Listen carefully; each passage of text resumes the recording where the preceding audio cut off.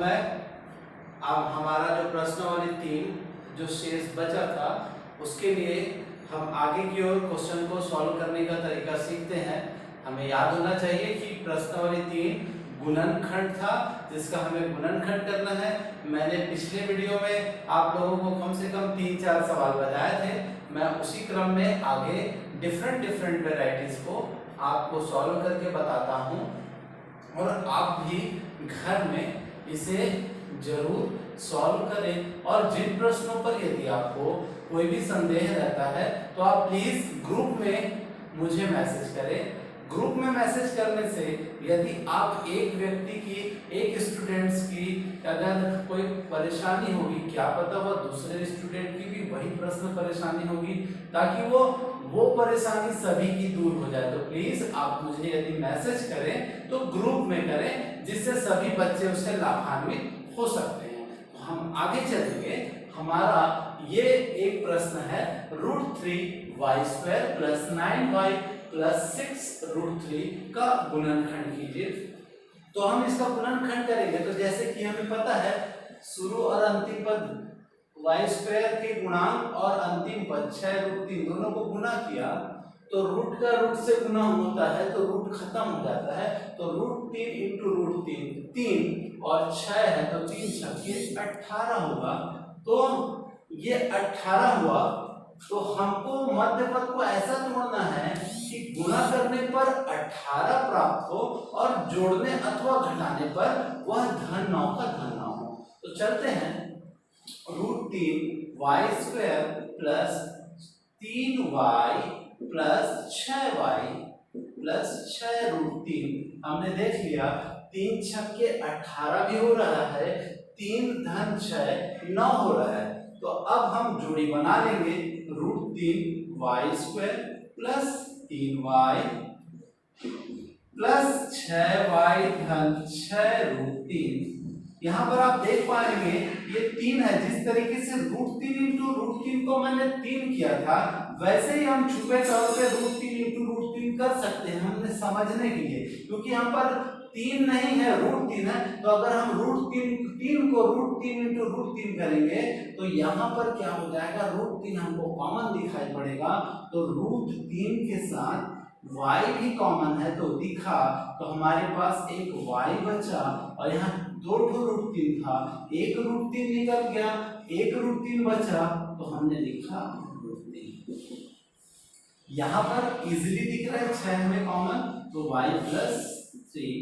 आप देख पाएंगे दोनों पक्षों में y + √3 हमें कॉमन दिखाई पड़ रहा है तो हमें y + 3 दोनों में निकला। तो यहाँ बचा √3y + 6, ये हो गया √3y + 6। तो ये हमारा क्या प्राप्त हुआ, गुणनखंड प्राप्त हो गया। अब चलते हैं हमारे नेक्स्ट क्वेश्चन की ओर। मैंने क्वेश्चन नंबर नहीं लिखा है, आप जब अपने एक्सरसाइज में देखेंगे तो आपको पता चल जाएगा मैंने कौन सा प्रश्न बनाया है और कौन सा नहीं बनाया है। तो नेक्स्ट चलते हैं। अब यहाँ पर दिखाई पड़ रहा है ऋण पर हमको भयभीत नहीं होना है, हमको देखना है 1 × 156 = 156। 35y को मैं कैसे स्प्लिट करूं, कैसे तोड़ूं कि उसका जो गुणनफल है वह 156 आए। तो हम क्या किए, इसको देखा मैंने 39 धन 4 में मैंने तोड़ा ताकि 39 में 4 माइनस किया जाए तो 35 आएगा। और यदि मैं दोनों को गुना करता हूं 39 × 4 9 चौक 36 पर 6 और हम देख रहे हैं हासिल का 3 4 × 12 12 3 15। तो यहाँ पर हमको 156 प्राप्त हो रहा है। तो 156 प्राप्त हो गया, y + 156 -y² + 39y - 4y + 156 जोड़ी बना लेंगे। -y² 39y - 4y 4y minus, क्योंकि देखिए यहाँ पर जैसे ही ब्रैकेट लगता है तो चिन्ह अंदर का बदल जाता है, कब? जब मध्य में ऋण चिन्ह हो। ये चीज को गणित के नियम को याद रखना। तो ये हो जाएगा 156, ताकि हम जब ब्रैकेट को ओपन करेंगे तो माइनस चिन्ह अंदर में डिवाइड हो जाएगा और माइनस माइनस प्लस हो जाएगा, तो प्लस 156 हो जाएगा। अब यहाँ पर हमको माइनस वाई कॉमन दिखाई पड़ रहा है। y तो था, मैंने इसके चिन्ह को भी कॉमन ले लिया, तो y बचा, क्योंकि यहाँ पर धन था, मैंने ऋण निकाला तो ऋण होगा, ताकि अंदर में जब गुणा होगा ऋण का तो ऋण गुणा ऋण धन हो जाएगा, तो यहाँ पर ऋण कॉमन लिया, प्लस माइनस 39, क्योंकि y मैंने कॉमन निकाले, माइनस यहाँ पर 4 कॉमन है, 4 एकम 4, 4 तिया 12, 3 बचा 4 मिया 36, तो हमको दिखाई पड़ रहा है दोनों ही पदों में y माइनस 39 हमारे कॉमन है, तो शेष क्या बचा? Minus Y minus 4। एक और काम कर सकते हैं आप, यदि इतना करेंगे तो भी सही है, दोनों में ऋण चिन्ह कॉमन है, तो ऋण चिन्ह को मैंने दोनों से कॉमन ले लिया, तो ऋण सबसे सामने आ जाएगा क्योंकि गुणा में है सभी, तो ये y माइनस 39 और ये हो जाएगा y प्लस 4, ये हो गया हमारा गुणनखंड। इसी प्रकार से आप अच्छे से देख सकते हैं, और मैं और भी कुछ क्वेश्चंस आपको बताता हूं जिससे आप उसको अच्छे से सीखें। तो आप ये प्रश्नों को देख लें और फिर हम नेक्स्ट क्वेश्चन की ओर चलेंगे। यदि आपको प्रश्नों को नोट करना है तो बार बार वीडियो को देखें, पुश करें, और आप वीडियो को देखकर आप जूम करके अपने क्वेश्चंस के आंसर को उतार सकते हैं। तो अब हम चलेंगे, आप देख लीजिए, मैं नेक्स्ट क्वेश्चन की ओर चलता हूं। तो हम नेक्स्ट क्वेश्चन की ओर चलते हैं, और हमारा next question 14y square minus 19y minus 3, ये हमारा क्वेश्चन है। अब सबसे पहले हमने गुना किया, 14 गुना 3 इज इक्वल टू 42, 14 तिया 42 है। अब हम 19 को कैसे तोड़ें कि 42 आए? जैसे 14 तिया 42, तो 14 में 3 जुड़ेगा तो 17 होगा, लेकिन हमारे पास 19 है, और ऐसे ही पहाड़े को खोजते जाएंगे जिसमें 42 है। 7 छक्के 42, तो 7 में 6 जोड़ो तो 13 होता है, तो यहाँ पर भी नहीं होता है, लेकिन हम ऊपर चले और 21 दूनी 42, 21 में 2 घटाएंगे तो 19 आता है, तो हम चलेंगे उसी को लेकर। 14y square plus 21 minus 2y minus 3, ये लिया तो हो गया 14y square plus 21y minus 2y minus 3। अब हमने जोड़ी बना दिया, 14y का स्क्वायर प्लस 21y माइनस, दोनों में कॉमन है, तो मैंने जब जोड़ी बनाया तो माइनस कॉमन लिया तो बचा 2y प्लस 3। यहाँ पर देखेंगे 14 और 21 है, दोनों 7 के पहाड़े में आते हैं, क्योंकि 14 के पहाड़े में 21 नहीं आता या 21 के पहाड़े में 14 नहीं आता, इसलिए मैंने 7 के पहाड़े में आता है, तो मैंने 7 के साथ y को कॉमन ले लिया है, तो 7 दूनी 14, 2y था 1y निकला तो 1y बचा, और ये 7 तिया 21 और y था वो तो निकल गया। अब हमें यहाँ पर कुछ भी कॉमन नहीं था तो 1 था, तो 2y प्लस 3, अब देख पाएंगे 2y प्लस 3 दोनों में एक जैसे समान दिखाई पड़ रहे, तो 2y प्लस 3 इसको हमने लिया, और 7y माइनस 1, तो ये हमारा गुणनखंड हमें प्राप्त हो गया। नेक्स्ट क्वेश्चन की तरफ जब मैं चलूं तो हम देख पाएंगे हमारा next question 6x square minus 7x minus 3 है, तो 6 गुना 3 इज इक्वल टू 18। तो आप देख पाएंगे 7 को कैसे तोड़े कि 18 आए, तो 6 दिया 18, तो 6 में जब 3 को जोड़े तो 9 होता है, 6 में जब 3 को घटाएं तो 3 होता है, लेकिन जब हम करें 9 दूनी 18, तो 9 में जब 2 घटेगा तो 7 आएगा, तो हम 9 गुना 2 में तोड़ते हैं, तो 6x square minus 9x plus 2x, मैं डायरेक्ट किया हूं, देखिए आप, ऋण 9 में धन 2, 9 दूनी 18, ऋण 9 में 2 घटा तो ऋण 7 आएगा, minus 3 6x square minus 9x plus 2x minus 3। तो यहाँ पर फिर से देखा दोनों में x तो हमें कॉमन दिखाई पड़ रहा है, किंतु आप देखेंगे 6 के पहाड़े में 9 नहीं आता और 9 के पहाड़े में 6 नहीं आता है, इसलिए चूंकि ये दोनों 3 के पहाड़े में आते हैं तो मैं 3x कॉमन निकालूंगा और 3 दूनी 6 और 2x में से x निकला और 3 दिया 9 और x तो बाहर आ गया और यहाँ पर कोई भी कॉमन नहीं है तो गुणांक में हमें 1 दिखाना पड़ता है। और जब देखा हमने 2x माइनस 3 पूरे में कॉमन है तो हमने 2x माइनस 3 निकाला और क्या बचा 3x धन 1। तो ये हमारा क्या प्राप्त हुआ, गुणनखंड प्राप्त हुआ। तो स्टूडेंट्स मैंने प्रश्नावली 3 के लगभग बहुत सारे प्रश्नों को आपको हल करके दिखाया है, तो उम्मीद करता हूँ ये प्रश्न को आप अच्छे से देख लेंगे, उसके बाद अपने कॉपी में नोट कर लेंगे और कुछ प्रश्न 4-5 जो प्रश्न है उसे अपने घर में प्रयास करें और उसे बनाकर देखने का प्रयत्न करें।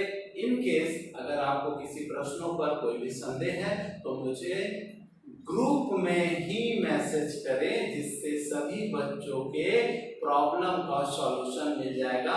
तो ये था प्रश्नावली 3। अब हम चलेंगे नए टॉपिक की ओर और वो है हमारा नेक्स्ट टॉपिक जो प्रश्नावली 4 की ओर हमें आगे की ओर बढ़ाएगा। तो अब हम चलते हैं नेक्स्ट टॉपिक की ओर।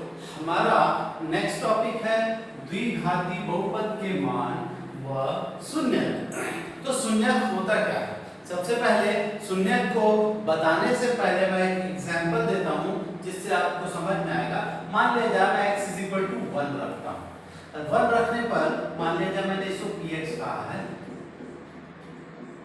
1 का square minus 3 into 1 minus 4 1 minus 3 minus 4 is equal to minus 6 आपको दिखाई पड़ रहा है। फिर एक बार px is equal to x square minus 3x minus 4 x is equal to मैंने माइनस 1 रखा, कुछ भी मान रख सकते हैं हम आप।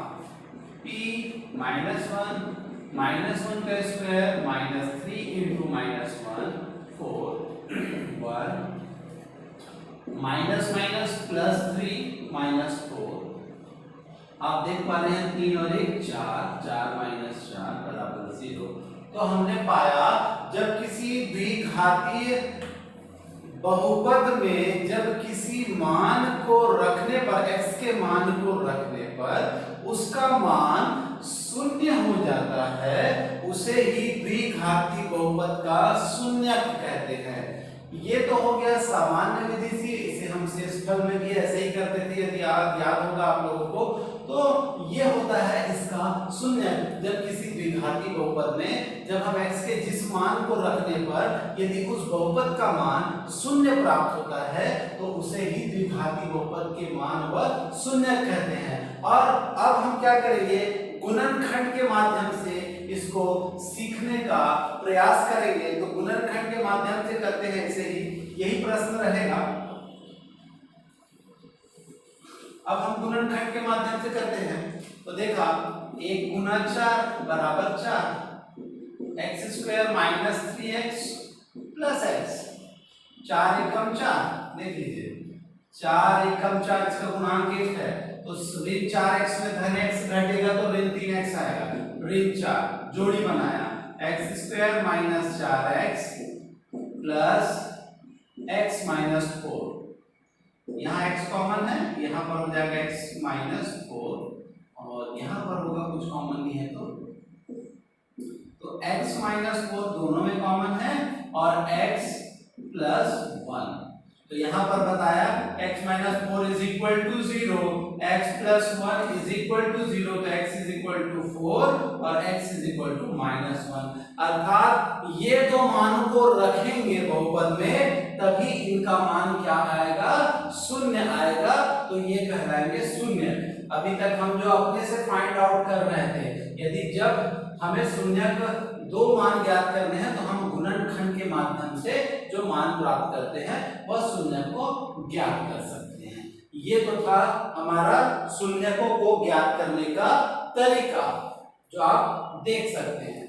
ये शून्यक कैसे प्राप्त करते हैं, तो हम नॉर्मली अगर आपको मैं बताऊं, आपको शून्यक पूछेगा तो ये देखिए बेटा, यहाँ पर जो गुणनखंड में आते हैं यही शून्यक है, तो आप ऋण रहेगा तो धन बोलेंगे और धन रहेगा तो ऋण बोलेंगे, अतः शून्यक 4 और ऋण 1 है। सीधा खत्म हो गया। आप इसका गुणनखंड करें और तुरंत देखिए, या आपको ऐसा करना है तो आप बराबर 0 से तुलना कर लें, जो मान आता है वो आप बता सकते हैं। तो ये था हमारा शून्यक ज्ञात करने का तरीका। अब हम चलेंगे द्विघाती बहुपद के गुणांक एवं शून्यक में संबंध। मिटा रहा हूं उसको। अब हमको द्विघाती बहुपद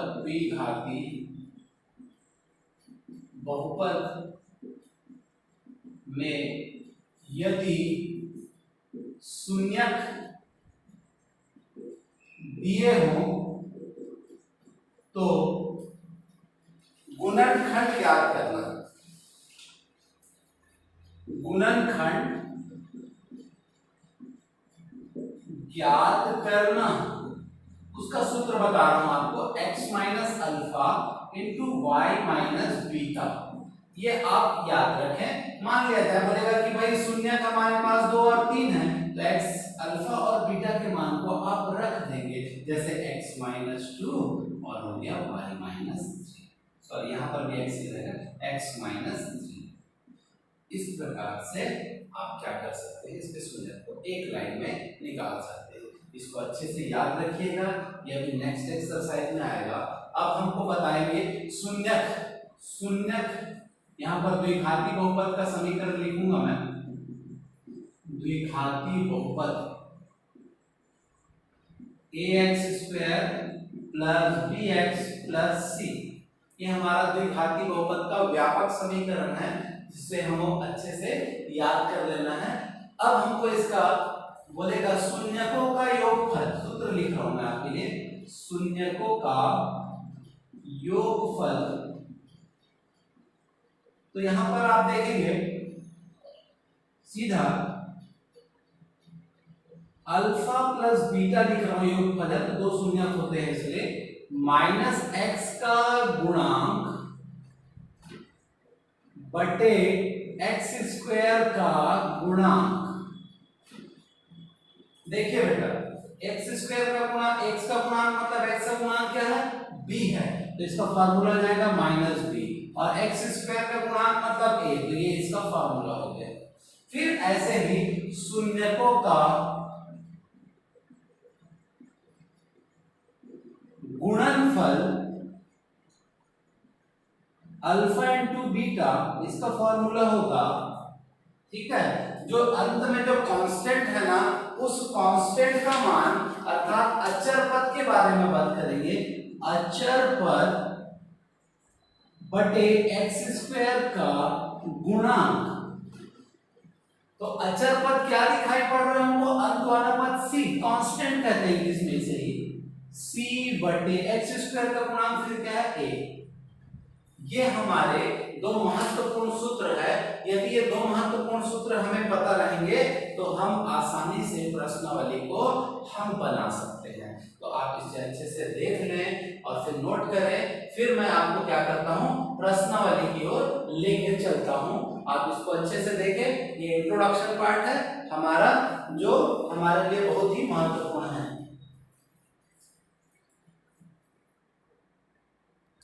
तो चलते हैं प्रश्नावली 4 की ओर।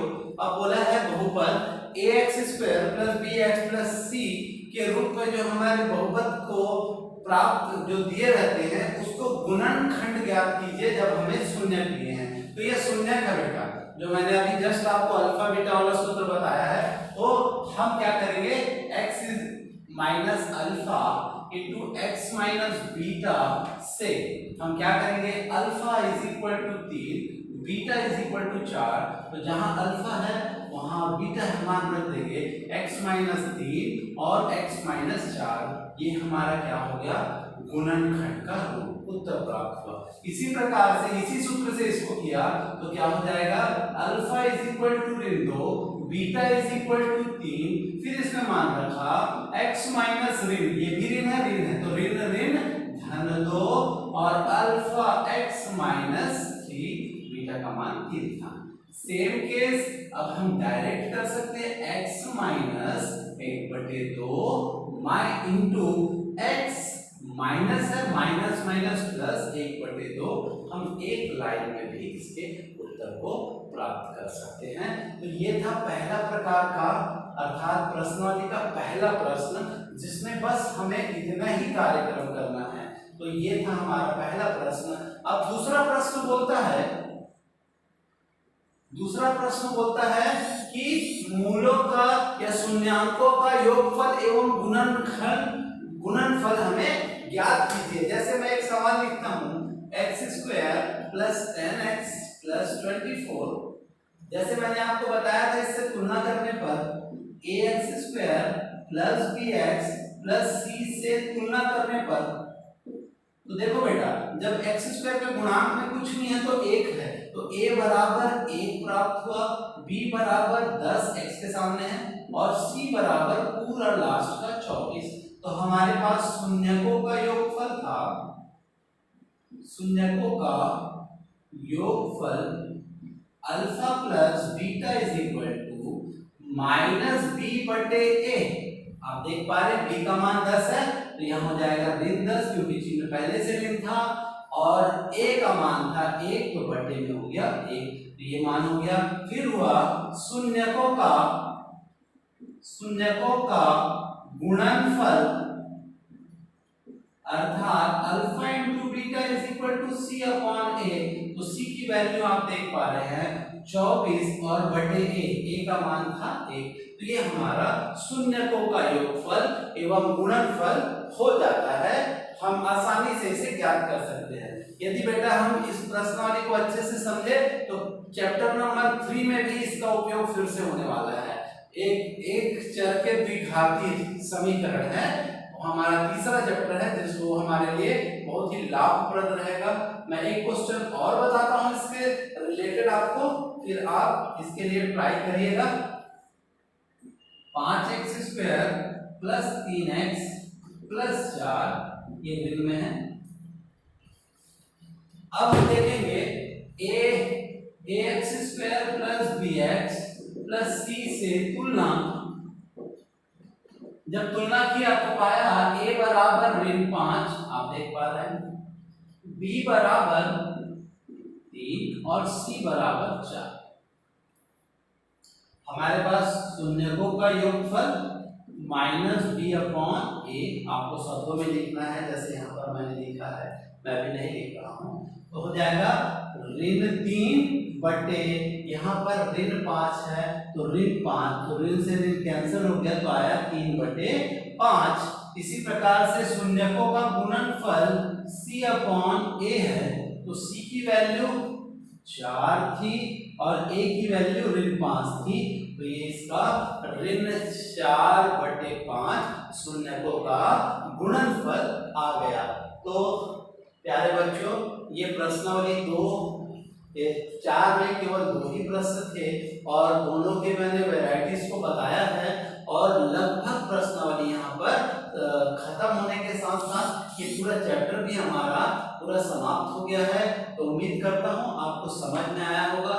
प्लीज अपने कॉपी को कंप्लीट करते जाइए, और पूरी तरीके से जैसे इंट्रोडक्शन बताया जाता है, तो इंट्रोडक्शन को अपनी कॉपी में लिखना है, केवल प्रश्नावली नहीं लिखना है। जहाँ जहाँ पर मैंने इंट्रोडक्शन दिया है, कुछ महत्वपूर्ण परिभाषाएं बताया है, जहाँ पर मैंने सूत्र बताया है, उन सूत्रों को भी वहां पर आप लिखें, उसके बाद ही आप प्रश्नावली को प्रारंभ करें। तो आज इतना ही करते हैं, और हमारा चैप्टर समाप्त हो गया है। नेक्स्ट क्लास पे हम नए चैप्टर की ओर चलेंगे, तो तब तक के लिए धन्यवाद।